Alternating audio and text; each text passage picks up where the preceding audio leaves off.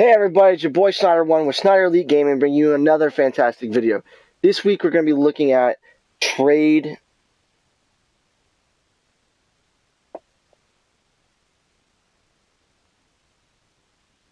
Hey everybody, it's your boy Snyder1 with Snyder Elite Gaming, bringing you another fantastic video. This week we're going to be looking at trade posture, or the power stance. And what this is, it's going to be a technique video paying homage to my mentors over the years that have improved my gameplay. Now, most of these techniques have been with other MOBAs, but I wanted to make sure that it worked, that it was transferable.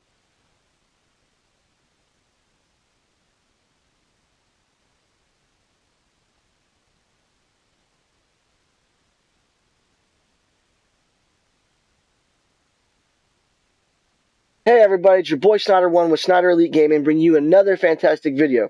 This week we're going to be looking at trading posture, aka the power stance.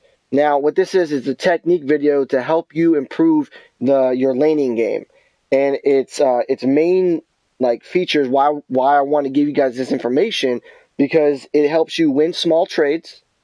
It helps you get higher skill shot accuracy, and it also gives you a last hit advantage.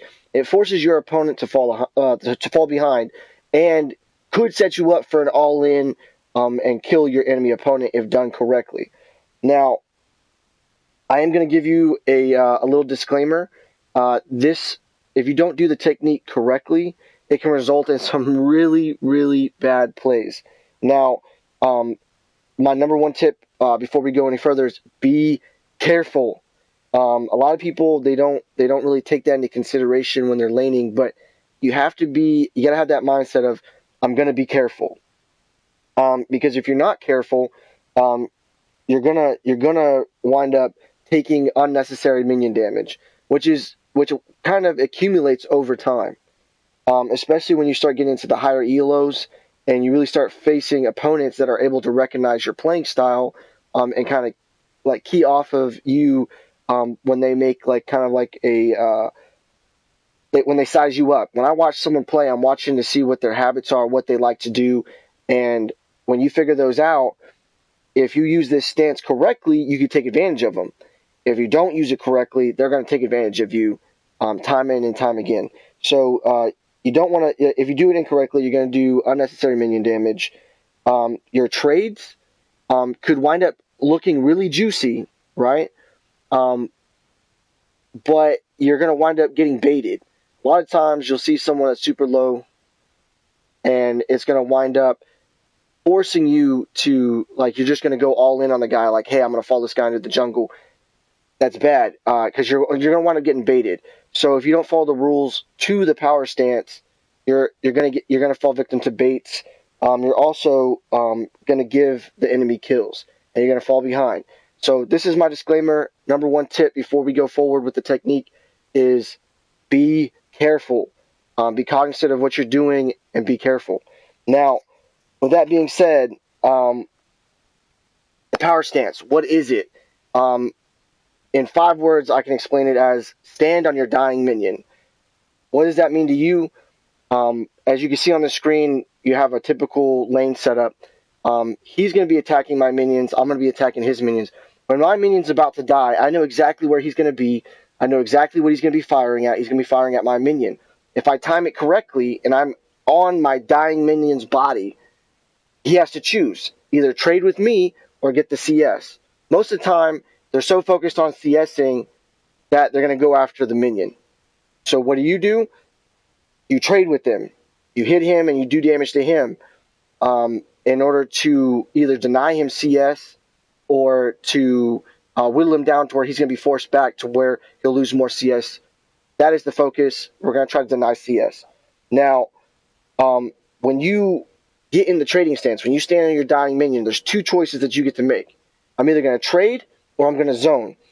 We trade when we have kill potential, meaning you're the stronger, you're the aggressor. Your enemy doesn't have potions. Your enemy doesn't, he didn't grab a healer token. Situations like that, to where you can poke him out of lane. That's when you go to trade. That's when you're trying to get into an altercation when he's trying to CS your minion. Now, when you're zoning, Most of the time, it's in a different facet, a different role. It's going to be in your support role. A lot of people that have CC or some type of ability that causes the other person to get stunned or to deny them, and you're bluffing.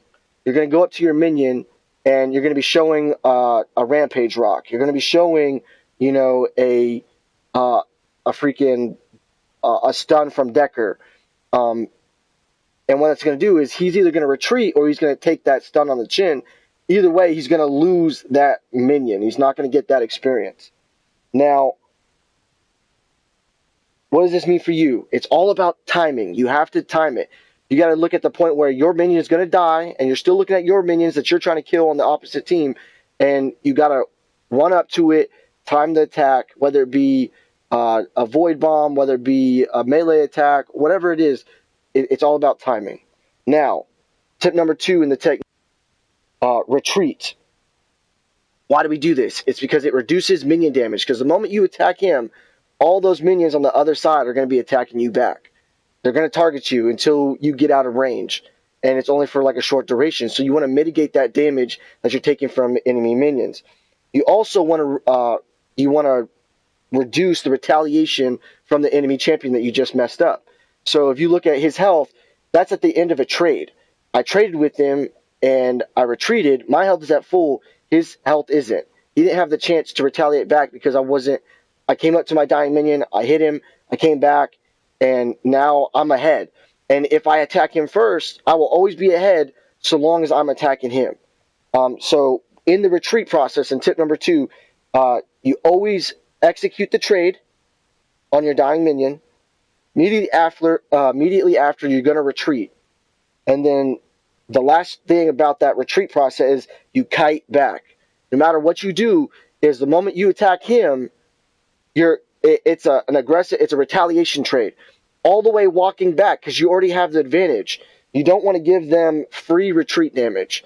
You're all about, I'm attacking you forward, then I'm backing up, and the moment he starts attacking me back, I'm trading back with him because I'm always trying to stay a step ahead, no matter what, making the trade positive in on your side of the playing field.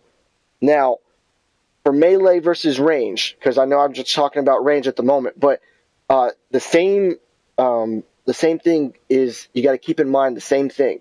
You're still going to stand on your dying minion, but you're always most likely going to be at a health disadvantage because you lack that range. But the tips for melee guys, so for your Gruxes or some other guys like that, you got to be careful of minion damage. That's where it's not normally during the trade, it's not normally the ranged guy or the champion that hurts you, it's the fact that you're so close to the minions when you go to perform the trade. But the thing about melee guys is they tend to be better at all-inning their opponent. You have a higher kill potential because of the way you're just set up as a melee guy. So you got to keep that in mind. But when you do execute this trade, you want to use your reach ability. Your reach ability would be like a Grux grab or let's say a Sevrog stun. R1 attack him. Stuff like that is your reach ability. So you got to be careful of minion damage. You have a better all in. So you only do your trade when you go to do your actual reach ability. It creates a lot of pressure. Now, the main thing I'm trying to focus on in this whole technique is where people are going to be. They're going to be last-handing your minions. You know where they're going to be. You know where they're attacking. So if you stand on your dying minion, you will be able to get that trade and you will get ahead. You will poke them out of lane because they're going to shoot your minion. You're attacking them. You're going to force them to back, and you're going to get all that retreat damage, and he's not going to be in the lane. Then you get to CS all you want. And I will make this disclaimer: if both minions are dying, if it's a big siege minion, take the siege minion because the siege minion is going to give you a little bit more experience in the lane. But if it's just a small minion, you would rather deny him the 2, the 3, the 4 CS by standing on your dying minion than just standing in this spot, he's standing in that spot, and you're both just, freely farming. You don't want that. You want to create some kind of disadvantage in the lane. Now, let me see where my notes are at, make sure I hit everything. Um, you know where the enemy is going to be. Okay, so be aware of negative trades. What that means is you need to understand how strong your opponent is and how well he's trading. So right now, 2v2, we're about even. So long as I get ahead, I'm going to be at an advantage. But let's say he's level 3, or if I'm in off lane and I'm the like the AD carry in this 2v1 whatever, and the enemy team is going to have a higher level than me. So I got to understand what kind of kill potential this guy has in order to properly do a trade, or knowing when to trade and when not to trade. So you got to understand what a negative trades are. Only trade when it's necessary, meaning power diving for a trade, bad idea. Diving into a horde of minions, the guy just pushed up away from his tier 1 and running into his 20 minions just to attack him, you're going to take more damage than it's worth. It creates a negative trade. Be aware of those trades, and don't push your luck. Be careful. Be cognizant of where you're at, what you have behind you, what you have in front of you, and don't take a negative trade. Now, just to recap what I just said, I'm going to give you an example by playing this little bit of a clip, and just to sum everything up. Stand on your dying minion. That's what's going to give you the positioning in order to create the perfect trade, aka the power stance. It's what's going to give you the power to take advantage of your enemy, because you know where he's going to be. Practice makes perfect. You need to learn your timing, especially with your range and knowing how you're going to be able to make that trade. I am not perfect. I have never perfected this technique. It's a work in progress. I'm always trying to be better at it. But before I was doing this, I was just, the mirror match was horrific. Fighting casters that do more damage than me, horrific. But the moment I started implementing this, I started to get a CS lead. I started putting the guy in disadvantages, so he's either having to leave the lane, or I can all in him and kill him. So practice this technique, and it's really going to help you out. Stand on your dying minion. Practice makes perfect. And then trade or zone.